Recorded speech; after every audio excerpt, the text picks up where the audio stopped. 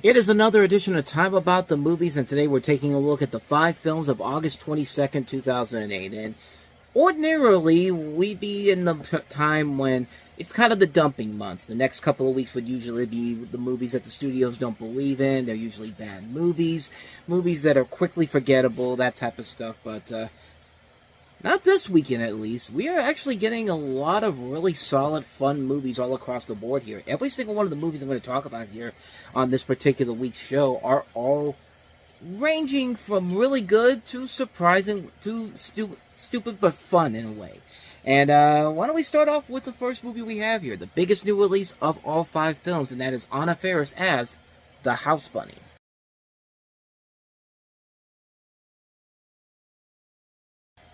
I mean, yes, it is stupid to think that it's a sorority that has Emma Stone, Katharine McPhee, Kat Dennings, who else is in there?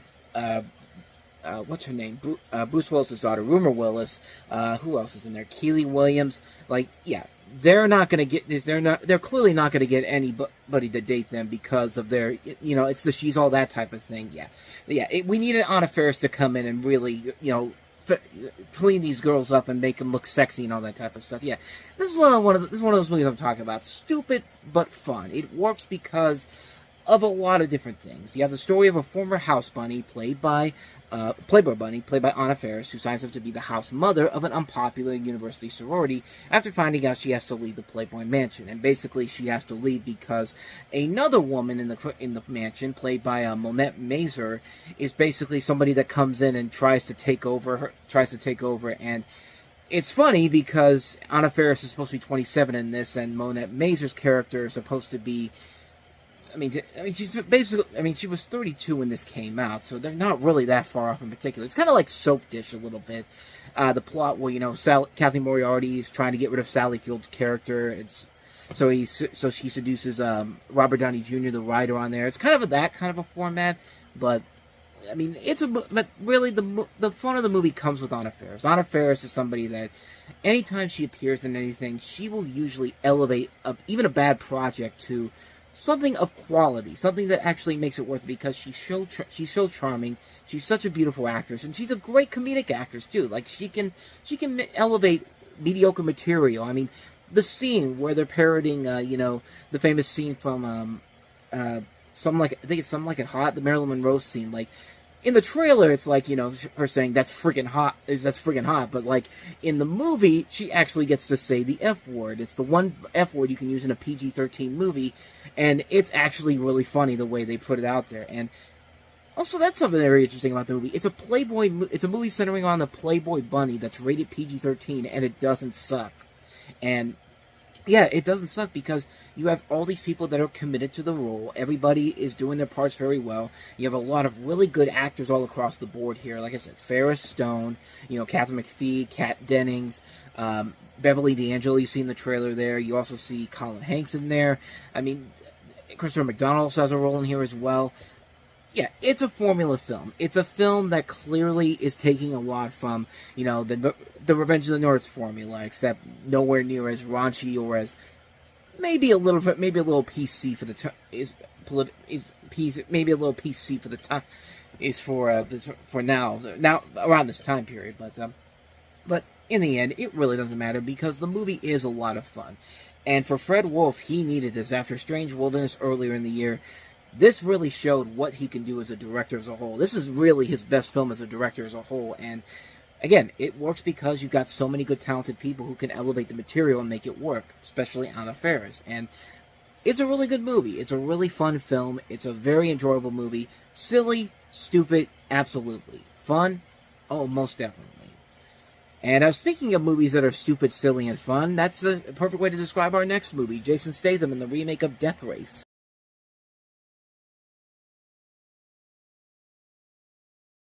I think we're starting to realize here that once you take Paul W.S. Anderson away from the Resident Evil movies, he actually can be a decent action director. I mean, Alien vs. Predator worked once you got rid of all the stock characters, and the second half of the movie is pretty awesome. And this film is pretty awesome, too. After that, it's after Resident Evil, after 2010, that's another story altogether. But Death Race in 2012, remember this was still around the time when we all thought 2012 was going to be the end of the world thanks to the Mayan calendar. But in 2012, amid economic chaos and high unemployment, Americans watched by the millions as criminals with life sentences race armored cars on Terminal Island. 2/3 of the combatants die, but the winner may earn his freedom. On the day he loses his job, Jason Statham, as a steel worker, is arrested for his wife's murder. Sent to Terminal Island, he is offered an out by the steely and manipulative warden Claire Hennessy, played by Joan Allen. Race as the popular mask-wearing but now dead champion Frankenstein or rot in prison. Jensen makes the bargain. As the three-stage race approaches, he realizes that the whole thing may be a setup. Can an anonymous man beyond a mask get revenge and win his release?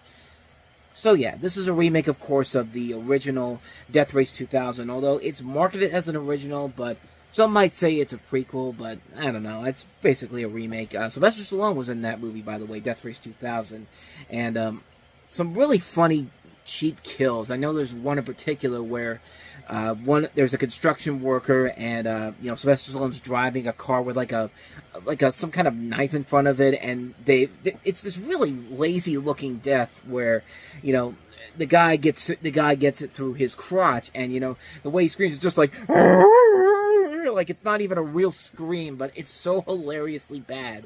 Like, I can't help but laugh about it, and that's really the best way to go into this movie. You can't help but know going into it that it's going to be really stupid, it's going to be really silly, and if you can do that, you can have a ball with this movie, and I certainly did, because, yeah, this is absolutely ridiculous. It's one of the more chaotic, stupid films you could possibly imagine, and it works because the actors are completely game on it, kind of like with The House Bunny. Jason Statham can make stupid stuff like this work as well as it can. I mean, the Crank movies have been the perfect example of that. And it's just a good, fun ride. It's a silly, stupid, fun film. We're getting a lot of we're in that time period where usually we're getting a lot of bad movies, but here's a film that basically says, we can be, we might be a bad movie, but we can at least have fun being bad with it, because there are a lot of moments in here where it gets completely ridiculous and stupid, and yeah, that's part of the fun of it. It's a really silly movie. It knows exactly what it is. It's just a good, fun time all across the board. It's not insulting the intelligence of a loyal fan base like the Resident Evil films do, but this is a good, fun time. Silly, stupid, violent as hell, crazy, insane, but a lot of fun. I enjoy the hell out of this movie. Death Race is one of those. Not even a so bad it's good guilty pleasure movie. It's just a good, fun time all across the board. I mean, go into it knowing what you're going to get, and you're going to have a good time with it. I know I did, but anyway, let's go ahead and move on to the next movie we have here. A movie directed by Fred Durst, that Fred Durst of Limp Bizkit, and it's a movie with Ice Cube and Keke Palmer. I mean, what movie could this possibly be?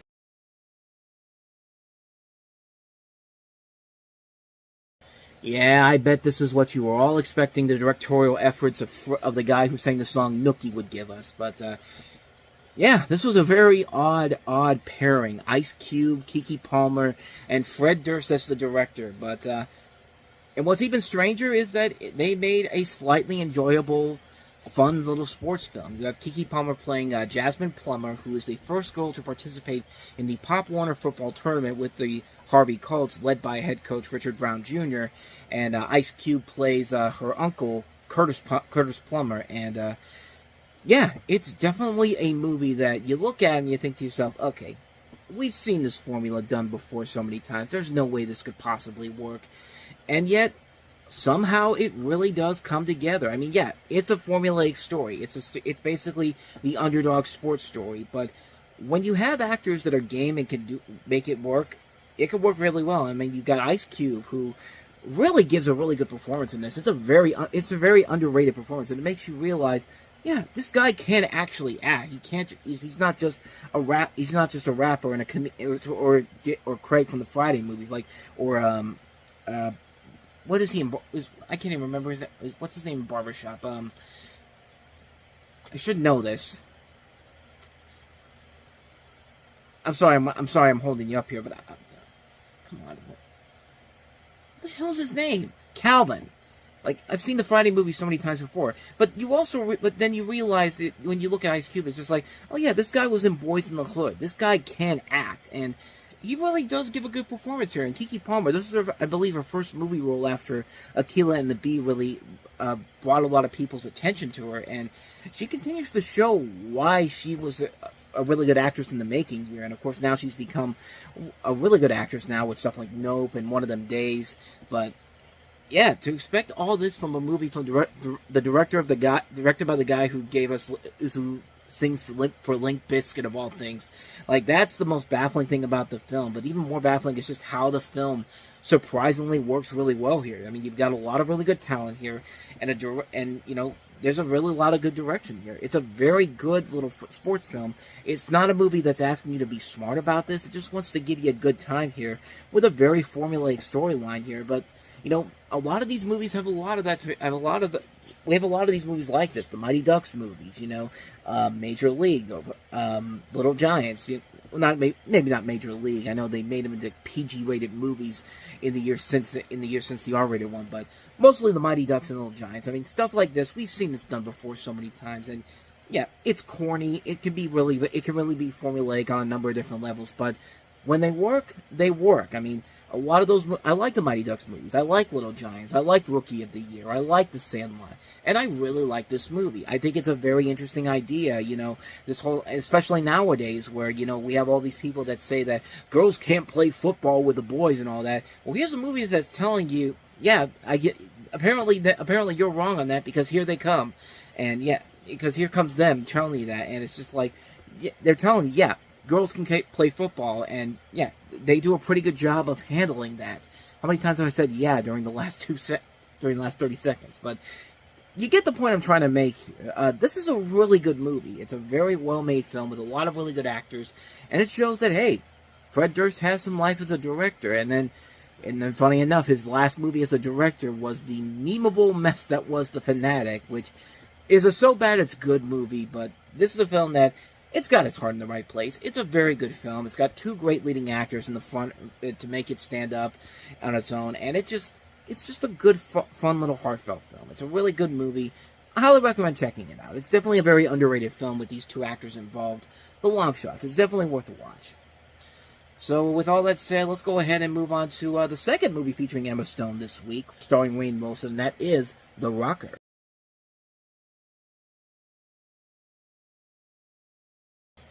That sound also means that people are steering the hell away from this movie, and unfortunately, they did, because this thing ended up becoming a box office bomb and did not do very well with critics. But I was one of those people that went to go see the film, and I will tell you that you guys missed out on a pretty good, underrated little film from the director of The Full Monty, Peter Cattanel. But this is a story about Rainn Wilson, who plays a failed musician who goes on tour with his neighbor's band after one of their songs goes viral. And you have Jeff Garlin, Josh Gad, Emma Stone, as I said, and her then boyfriend Teddy Geiger in the film as well. Or in fact, are they married, or are they? I don't know if they're married or not. I think they were engaged at some point. No, they're not married anymore. I see that she's married to somebody else, Dave McCary. But I know that the two of them were together for a little bit. I think when this movie came out, I don't think I'm wrong on that. I thought I remember that they were dating at some point, but that's a whole other thing altogether. But the movie itself, I mean, yeah, the trailer didn't look that impressive to begin with. I mean, it looks basically like Dwight Schrute, just, you know, if he got fired from Dunder Mifflin, and, you know, he used to be a rocker back in the day, and, like, yeah, lazy jokes, like the whole thing with what Jason Sudeikis was doing at the end there. But when you really delve into this movie and you actually see it, it's a lot better than it actually puts on. It's got a good script by Wally Wolodarski from The Simpsons and Maya Forbes. The cast overall makes it work as a whole, and it is a very funny movie. It's a very stupid film, yes. There's a lot of corny moments in there, and stuff that doesn't really make a whole lot of sense, and stuff we've seen done before. But, again, like with a lot of the movies that we have here this week, the actors can really elevate it into something really special. You don't even see Christina Applegate in this movie, and she was actually really good in this film in particular. I mean, there's a lot of really good things about the film that I really like a lot about it. It's a very underrated movie. It's definitely one you might want to check out. The Rocker, it's a really fun film, a really enjoyable movie. The trailer makes it look a lot worse than it actually is. But then again, how many other comedies and movies have we seen where the trailers suck, but the movie actually turned out to be pretty good?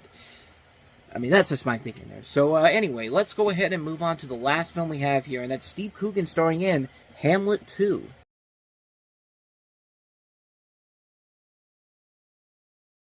Yeah, 2008 apparently was the year where there was a lot of good underrated songs from movies that did not perform well or were seen as very underwhelming. We just had a Pineapple Express by Huey Lewis in the News a couple weeks ago, and then Love Me Sexy with Semi-Pro, and now we have Rock Me Sexy Jesus, and yeah, that's another banger of a song in a film that has a really good, fun concept overall. You have Steve Coogan as a failed actor and recovering alcoholic who moves to Tucson to teach high school drama, where he's plagued by bad reviews, student indifferences, budget woes. He and his wife, who is trying to get pregnant, take in a boarder. There's no teaching limitations. Because the other electives are closed, he finds himself with a large class of seeming gangbangers, and the principal informs him that his drama will be cut next trimester. On a student reviewer's advice, let me rephrase that. On a student reviewer's advice, Daniel decides to stage his own play, a sequel to Hamlet, in which the prince and Jesus use a time machine to save Gertrude and Ophelia. Can Dana pull something off for once? I mean, yeah, it's another one of those movies that really is stupid and would easily have been tossed to the side if nobody really gave it a second glance. But it's a real funny movie, man. It's a really good film overall. The best laughs, I think, are when they actually get to Rock Me Sexy, the Hamlet 2 play itself, which is really well done. It's very funny. It's well put together. I mean, it's a very silly thing. Like, imagine the ending of the big play and the big show and Staying Alive, the terrible but fun Saturday Night Fever sequel. Except this isn't meant to be taken as seriously as Staying Alive does it. Which, again, Staying Alive doing it makes it and doing it very seriously makes it kind of fun in a guilty pleasure kind of way. Here, they know exactly what they're doing, and it's really fun to see. The rest of the movie is good. I'm not going to say it's bad by any means necessary, but the best moments are when they do the show itself. I mean, there's a lot of good talent all across the board here with Coogan, Catherine Keener, Amy Poehler, David Arquette, Elizabeth Shue, Melanie Diaz from Be Kind Rewinds in here, Skylar Astin. This was one of his early film roles before he was in Pitch Perfect. I mean, Nat Faxon's also in here too. There's just a lot of good things about the movie overall. A script co-written by the writer of the South Park movie, and Team America World Police, directed by Andrew Fleming, whose last movie was Nancy Drew, and before that, The In-Laws, which I like The In-Laws remake a lot. This is a fun film. This is a film that is really enjoyable. I say that it definitely gets better once you get to the show itself, but man, the rest of the movie itself is silly, it's ridiculous, but it's a good, fun time all across the board, and it does pay off in the end, so it does make it a film that you might want to check out. Hamlet 2, it's definitely a film I'd recommend, it's especially for the play itself, because the play itself is really funny, so that's Hamlet 2. And so with all that said, we wrap up another edition of Time About the Movies, and yeah, we're getting to the crap now. We had to wait an extra week before we got to the really garbage stuff, but we are coming up on not even Labor Day weekend, it's the weekend after this, but 4 movies here, 4 forgettable movies, and some pretty bad ones. Vin Diesel in Babylon AD, Don Cheadle in the action thriller Traitor, the Friedberg Seltzer Train rolling along with Disaster Movie, Lionsgate coming in now to release it, and College. Remember College, the movie? No, you probably don't, but I do, and yeah, needless to say, it's something that we will delve into in the next episode, so take that for what you will. Not a promising slate of films for the next episode coming up tomorrow, but regardless, if you did enjoy this video and want to see more videos like this, please go ahead and hit that playlist on the next page. Check out the previous episode. Also, don't forget to hit the like, subscribe, notification button, and the bell, because that's when you get updates on when new videos come out, and we do post new videos here every day. Now, with all that said, I'm off. I'll see you guys next time, and until then, as always, take care.